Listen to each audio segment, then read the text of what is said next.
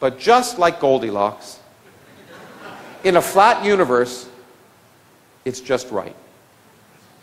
In fact, it's right now, we know, to an accuracy of better than 1%. The universe is flat.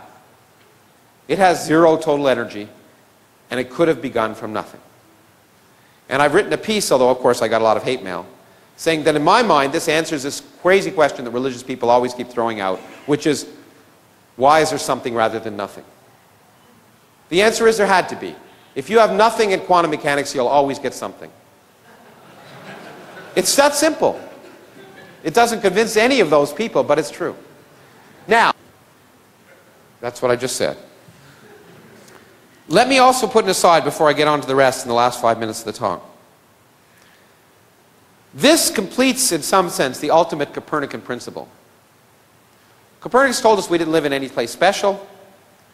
We now know two things. Well, one thing. I'll tell you the second one in a second. This tells us that we are more insignificant than we ever imagined. If you take the universe, everything we see, stars and galaxies and clusters, everything we see, if you get rid of it, the universe is essentially the same. We constitute a 1% bit of pollution in a universe that's 30% dark matter and 70% dark energy. We are completely irrelevant. Why such a universe in which we're so irrelevant would be made for us is beyond me. Okay, good. Now I wanted a little bit of applause. Now we can go back to the science. What I really want to spend in the last few minutes is telling you is how it's changed our picture of the future.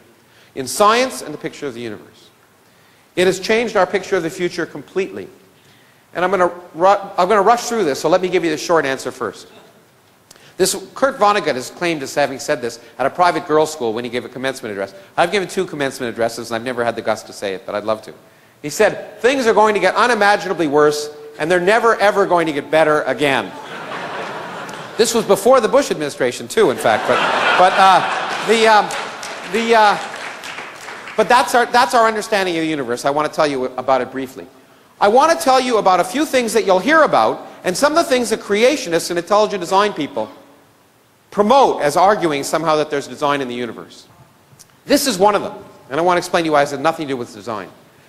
It is weird and strange that we live in a universe that looks like we do, because this is a brief history of time. This is the density of matter as the universe expands. It goes down as 1 over the volume. But it turns out the energy density of empty space remains constant as the universe expands.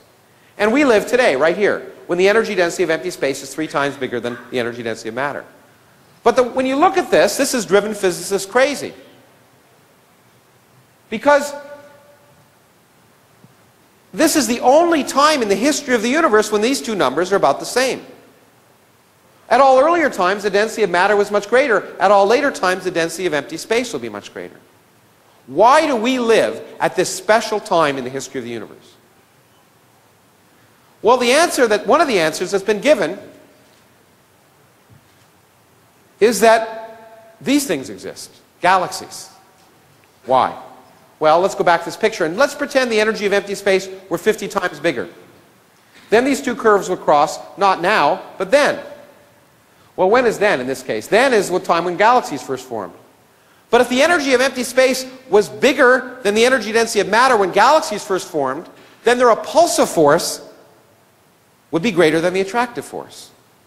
Galaxies would never have formed. Well, if galaxies never formed, then maybe this is telling us something. And this has produced something that I call anthropic mania. If there are many different universes, physicists have argued, and the energy of empty space can vary in each one, then only in those in which it's not much greater than what we measure today will galaxies form. Okay? But then, only then will stars and planets form, and only then will astronomers form. So the universe is the way it is because astronomers are here to measure it. Now, it not only sounds ridiculous, but it also sounds religious. And some people have said the universe is fine-tuned. If it were any different, then we wouldn't be here. God clearly created the universe to be for us. And some people have said the universe is fine-tuned. If it were any different, then we wouldn't be here. God clearly created the universe to be for us. Now that's nonsense. And it's nonsense for the same reason that you learn so beautifully in Richard's books.